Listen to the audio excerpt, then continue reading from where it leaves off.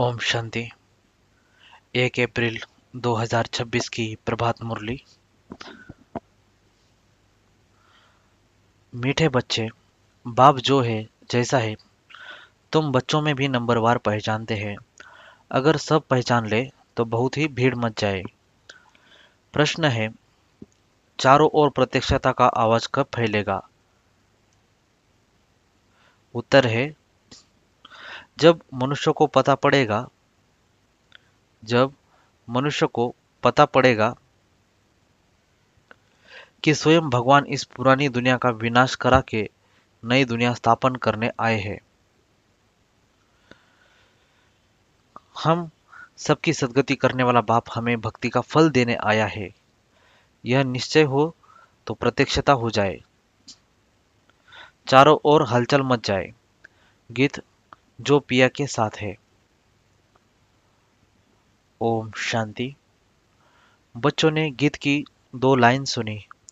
जो पिया के साथ है वह पिया कौन है, यह दुनिया नहीं जानती। वह ढेर बच्चे हैं, उनमें भी बहुत है जो नहीं जानते हैं कि किस प्रकार बाप को याद करना चाहिए। वह याद करने नहीं आता, घड़ी घड़ी भूल जाते हैं। बाप समझाते हैं, बच्चे अपने को आत्मा समझो, हम बिंदी हैं। बाप ज्ञान का सागर है, उनको ही याद करना है। याद करने की ऐसी प्रैक्टिस पड़ जाए जो निरंतर याद ठहर जाए। पिछाड़ी में यही याद रहे कि हम आत्मा है। शरीर तो है, परंतु यह ज्ञान बुद्धि में रखना है कि हम एक आत्मा है। बाप का डायरेक्शन मिला हुआ है। मैं जो हूँ उस रूप में कोई विरला याद करते हैं। देह अभिमान में बच्चे बहुत आ जाते हैं। बाप ने समझाया है कि कोई को भी जब तक बाप का परिचय नहीं दिया है तब तक कुछ भी नहीं समझ सकेंगे। पहले तो उन्हों को यह मालूम पड़े कि वह निराकार हमारा बाप गीता का भगवान है। वही सर्व का सदगति दाता है। वह इस समय सदगति करने का पार्ट बजा रहे हैं। इस पॉइंट में निश्चय बुद्धि हो जाए तो फिर जो भी इतने साधु संत आदि है सब 1 सेकंड में आ जाए। भारत में बड़ा हंगामा मच जाए। अभी मालूम पड़ जाए कि यह दुनिया विनाश होने वाली है, इस बात का निश्चय हो जाए तो बंबई से लेकर आबू तक क्यों लग जाए। क्यों यानी कतार लग जाए, लाइन लग जाए। लेकिन इतना जल्दी कोई को निश्चय नहीं हो सकता है। तुम जानते हो विनाश होना है, यह सब घोर निद्रा में सोए ही रहने हैं। फिर अंत समय तुम्हारा प्रभाव निकलेगा। मासी का घर नहीं है जो इस बात में निश्चय हो जाए कि गीता का भगवान परमपिता परमात्मा शिव है। यह प्रसिद्ध हो जाए तो सारे भारत में आवाज हो जाए। अभी तो तुम एक को समझाएंगे तो दूसरा कहेगा तुमको जादू लग गया है। यह झाड़ बहुत धीरे धीरे बढ़ना है। अभी थोड़ा टाइम है, फिर भी पुरुषार्थ करने में हर्जा नहीं है। तुम बड़े बड़े लोगों को समझाते हो, परंतु वे कुछ भी समझते थोड़े ही है। बच्चों में भी कई इस नॉलेज को समझते नहीं है। बाप की याद नहीं तो वह अवस्था नहीं। बाप जानते हैं निश्चय किसको कहा जाता है। अभी तो कोई 1-2% भी मुश्किल बाप को याद करते हैं। भले यहाँ बैठे हैं, बाप के साथ वह लव नहीं रहता है। इसमें लव चाहिए, तकदीर चाहिए। बाप से लव हो तो समझे हमको कदम कदम श्रीमत पर चलना है। हम विश्व के मालिक बनते हैं। आधा कल्प का देह अभिमान बैठा हुआ है। सो अब देही अभिमानी बनने में बड़ी मेहनत लगती है। अपने को आत्मा समझ मोस्ट बिलवेड बाप को याद करना मासी का घर नहीं है। उनके चेहरे में ही रौनक आ जाए। कन्या शादी करती है, जेवर आदि पहनती है तो चेहरे में एकदम खुशी आ जाती है। परंतु यह तो साजन को याद ही नहीं करते हैं तो वह शक्ल मुरझाई रहती है। बात मत पूछो, कन्या शादी करती है तो चेहरा खुशनुमा हो जाता है। कोई की तो शादी के बाद भी शक्ल मुर्दे जैसी रहती है। किस्म किस्म के होते हैं। कोई तो दूसरे घर में जाकर मूंज पड़ती है। तो यहाँ भी ऐसे है। बाप को याद करने की मेहनत है। यह गायन अंत का है कि अतीन्द्रिय सुख गोपी वल्लभ के गोप गोपियों से पूछो। अपने को गोप गोपी समझना और निरंतर बाप को याद करना वह अवस्था होनी है। बाप का परिचय सबको देना है। बाप आया हुआ है, वो वर्षा दे रहे हैं। इसमें सारी नॉलेज आ जाती है। लक्ष्मी नारायण ने जब 84 जन्म पूरे किए, तब बाप ने अंत में आकर उन्हों राजयोग सिखाकर राजाई दी। लक्ष्मी नारायण का यह चित्र है, नंबर 1 है। तुम जानते हो उन्होंने आगे जन्म में ऐसे कर्म किए हैं, वह कर्म अब बाप सिखला रहे हैं। कहते हैं मन मना भव, पवित्र रहो, कोई भी पाप मत करो, क्योंकि तुम अभी स्वर्ग के मालिक पुण्य आत्मा बनते हो। आधा कल्प माया रावण पाप कराती आई है। अब अपने से पूछना है, हमसे कोई पाप तो नहीं होता है? पुण्य का काम करते रहते हैं, अंधों की लाठी बने हैं। पुण्य का काम करते हैं, अंधों की लाठी बने हैं। बाप कहते हैं मन मना भव। यह भी पूछना होता है कि मन मना भव किसने कहा? वह कहेंगे श्री कृष्ण ने कहा। तुम मानते हो परमपिता परमात्मा शिव ने कहा। रात दिन का फर्क है, शिव जयंती के साथ है गीता जयंती, गीता जयंती के साथ श्री कृष्ण जयंती। तुम जानते हो हम भविष्य में प्रिंस बनेंगे। बेगर टू प्रिंस बनना है, यह एम ऑब्जेक्ट ही राजयोग की है। तुम सिद्ध कर बताओ कि गीता का भगवान श्री कृष्ण नहीं था, वह तो निराकार था, तो सर्वव्यापी का ज्ञान उड़ जाए। सर्व का सदगति दाता पतित पावन बाप है। कहते भी है कि वह लिबरेटर है, फिर सर्वव्यापी कह देते हैं। जो कुछ बोलते हैं समझते नहीं है। धर्म के बारे में जो आता है वो बोल देते हैं। मुख्य धर्म है ही 3। देवी देवता धर्म तो आधा कल्प चलता है। तुम जानते हो बाप ब्राह्मण देवता क्षत्रिय धर्म स्थापन करते हैं। यह दुनिया नहीं जानती। वह तो सतयुग को ही लाखों वर्ष कह देते हैं। आदि सनातन देवी देवता धर्म है सबसे ऊंचा, परंतु यह अपने धर्म को भूल इरिलीजियस बन पड़े हैं। यानी इरिलीजियस का मतलब अधर्मी। क्रिश्चियन लोग अपने धर्म को नहीं छोड़ते। वह जानते हैं क्राइस्ट ने हमारा धर्म स्थापन किया था। इस्लामी, बौद्धी, फिर क्रिश्चियन है। यह है मुख्य धर्म। बाकी तो छोटे छोटे बहुत है, कहाँ से वृद्धि हुई यह कोई नहीं जानता। मोहम्मद को अभी थोड़ा समय हुआ है। इस्लामी पुराने हैं। क्रिश्चियन भी मशहूर है। बाकी तो कितने ढेर है। सबका अपना अपना धर्म है। अपना भिन्न भिन्न धर्म, भिन्न भिन्न नाम है, तो मूंझ गए हैं।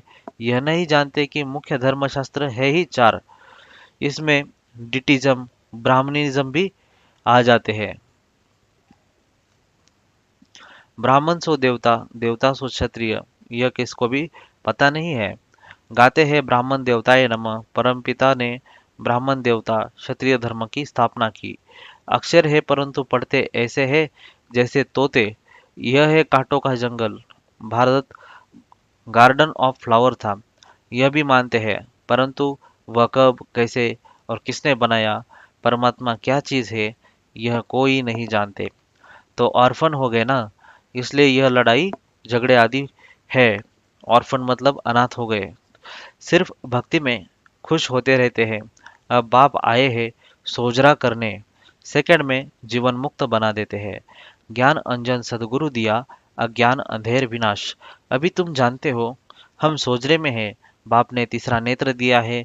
भल देवताओं को तीसरा नेत्र दिखाते हैं, परंतु अर्थ नहीं जानते हैं। वास्तव में तीसरा नेत्र तुमको है, उन्होंने फिर दे दिया है देवताओं को। गीता में ब्राह्मणों की कोई बात नहीं, उसमें तो फिर कौरव पांडव आदि की लड़ाई, घोड़े गाड़ी आदि लिख दी है। कुछ भी समझते नहीं है। तुम समझाएंगे तो कहेंगे तुम शास्त्रों आदि को नहीं मानते। तुम कह सकते हो हम शास्त्रों को मानते क्यों नहीं है, जानते हैं यह सब भक्ति मार्ग की सामग्री है। गाया हुआ है ज्ञान और भक्ति। जब रावण राज्य होता है तब भक्ति शुरू होती है। भारतवासी वाम मार्ग में जाकर धर्म भ्रष्ट और कर्म भ्रष्ट बन जाते हैं।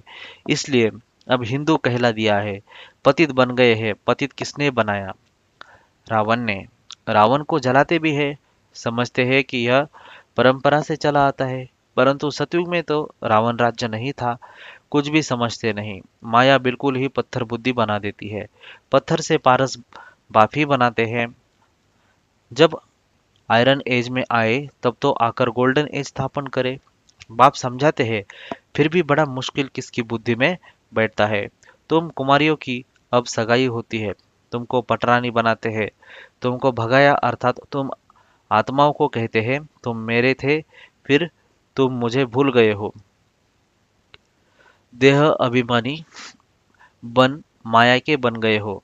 बाकी भगाने आदि की तो बात नहीं है। मामे कम याद करो, याद की ही मेहनत है। बहुत देह अभिमान में आकर विकर्म करते हैं। बाप जानते हैं यह आत्मा मुझे याद ही नहीं करती है। देह अभिमान में आकर बहुत पाप करते हैं तो पाप का घड़ा 100 गुना भर जाता है। औरों को रास्ता बताने के बदले खुद ही भूल जाते हैं और ही जास्ती दुर्गति को पा लेते हैं। बड़ी ऊंची मंजिल है, चढ़े तो चाके वैकुंठ रस, गिरे तो चकनाचूर। यह राजाई स्थापन हो रही है, इसमें फर्क देखो कितना पड़ जाता है। कोई तो पढ़कर आसमान में चढ़ जाते हैं, कोई पट में पड़ जाते हैं। बुद्धि डल होती है तो पढ़ नहीं सकते हैं। कोई कोई कहते हैं बाबा हम किसको समझा नहीं सकते हैं। कहता हूँ अच्छा सिर्फ अपने को आत्मा समझो, मुझ बाप को याद करो तो मैं तुमको सुख दूंगा, परंतु याद ही नहीं करते हैं। याद करे तो औरों को याद दिलाते रहे। बाप को याद करे तो पाप नष्ट हो जाए, उनकी याद बिगर तुम सुखधाम में नहीं जा सकते हो। 21 जन्मों का वर्षा निराकार बाप से ही मिल सकता है, बाकी तो सब अल्पकाल का सुख देने वाले हैं। कोई को रिद्धि सिद्धि से बच्चा मिल गया, वो आशीर्वाद से लॉटरी मिल गई तो बस विश्वास बैठ जाता है। कोई को 2-4 करोड़ का फायदा हो जाएगा, बस बहुत महिमा करेंगे। परंतु वह तो है अल्पकाल के लिए, लेकिन 21 जन्मों के लिए हेल्थ वेल्थ तो मिल नहीं सकता ना। परंतु मनुष्य नहीं जानते हैं, दोष भी नहीं दे सकते हैं, अल्पकाल के सुख में ही वह खुश हो जाते हैं। बाप तुम बच्चों को राजयोग सिखलाकर स्वर्ग की बादशाही देते हैं। कितना सहज है, कोई तो बिल्कुल समझा नहीं सकते। कोई समझते भी है, परंतु योग पूरा न होने के कारण कोई को तीर नहीं लगता है। देह अभिमान में आने से कुछ न कुछ पाप होते रहते हैं।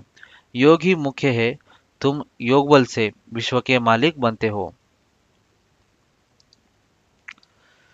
प्राचीन योग भगवान ने सिखाया था, न कि श्री कृष्ण ने। याद की यात्रा बड़ी अच्छी है, तुम ड्रामा देखकर आओ तो बुद्धि में सारा सामने आ जाएगा। कोई को बताने में टाइम लगेगा। यह भी ऐसे है, बीज और झाड़। ये चक्र बड़ा क्लियर है। शांति धाम, सुख धाम, दुख धाम सेकंड का काम है ना, परंतु याद भी रहे ना। मुख्य बात है बाप का परिचय। बाप कहते हैं मेरे को याद करने से तुम सब कुछ जान जाएंगे। अच्छा, शिव बाबा तुम बच्चों को याद करते हैं, ब्रह्मा बाबा याद नहीं करते हैं। शिव बाबा जानते हैं हमारे सपूत बच्चे कौन कौन हैं। सर्विसेबल सपूत बच्चों को तो याद करते हैं। यह थोड़े ही किसको याद करेंगे, इनकी आत्मा को तो डायरेक्शन है, मामे कम याद करो। अच्छा, मीठे मीठे सिकिलधे बच्चों प्रति माता पिता बाप दादा का याद प्यार और गुड मॉर्निंग। रूहानी बाप की रूहानी बच्चों को नमस्ते। हम रूहानी बच्चों की रूहानी माता पिता बाप दादा को याद प्यार, गुड मॉर्निंग और नमस्ते। वाह बाबा वाह, शुक्रिया बाबा शुक्रिया आपका, पद्मा पदम शुक्रिया। धारणा के लिए मुख्य सार है, तकदीरवान बनने के लिए एक बाप से सच्चा सच्चा लव रखना है। लव रखना माना कदम कदम एक की ही श्रीमत पर चलते रहना। रोज पुण्य का काम अवश्य करना है। सबसे बड़ा पुण्य है सबको बाप का परिचय देना, बाप को याद करना और सबको बाप की याद दिलाना। वरदान है, अपनी दृष्टि और वृत्ति के परिवर्तन द्वारा सृष्टि को बदलने वाले साक्षात्कार मूर्त भव। अपनी दृष्टि और वृत्ति के परिवर्तन द्वारा सृष्टि को बदलने वाले साक्षात्कार मूर्त भव। अपनी वृत्ति के परिवर्तन से दृष्टि को दिव्य बनाओ तो दृष्टि द्वारा अनेक आत्माएं अपने यथार्थ रूप, यथार्थ घर तथा यथार्थ राजधानी देखेंगे। ऐसा यथार्थ साक्षात्कार कराने के लिए वृत्ति में जरा भी देह अभिमान की चंचलता न हो, यानी वृत्ति में जरा भी शरीर के अभिमान की चंचलता न हो, तो वृत्ति के सुधार से दिव्य दृष्टि दिव्य बनाओ, तब यह सृष्टि परिवर्तन होगी। वृत्ति के सुधार से दृष्टि दिव्य बनाओ, तब यह सृष्टि परिवर्तन होगी और देखने वाले अनुभव करेंगे कि यह नयन नहीं लेकिन यह एक जादू की डिब्बिया है। यह नयन साक्षात्कार के साधन बन जाएंगे। स्लोगन है, सेवा के उमंग उत्साह के साथ बेहद की वैराग्य वृत्ति ही सफलता का आधार है। सेवा के उमंग उत्साह के साथ बेहद की वैराग्य वृत्ति ही सफलता का आधार है। अव्यक्त इशारे है, महान बनने के लिए मधुरता और नम्रता का गुण धारण करो। महान बनने के लिए मधुरता और नम्रता का गुण धारण करो। मधुरता के गुण को धारण करने वाला यहाँ भी महान बनता है और वहाँ भी मर्तबा पाता है। मधुरता वालों को सभी महान रूप से देखते हैं, तो यह मधुरता का विशेष गुण हर बच्चे में होना चाहिए। मधुरता की मधु जिनके साथ है, उन्हें हर कार्य में सफलता ही सफलता है। उनके जीवन से असफलता मिट जाएगी। अच्छा, ओम शांति।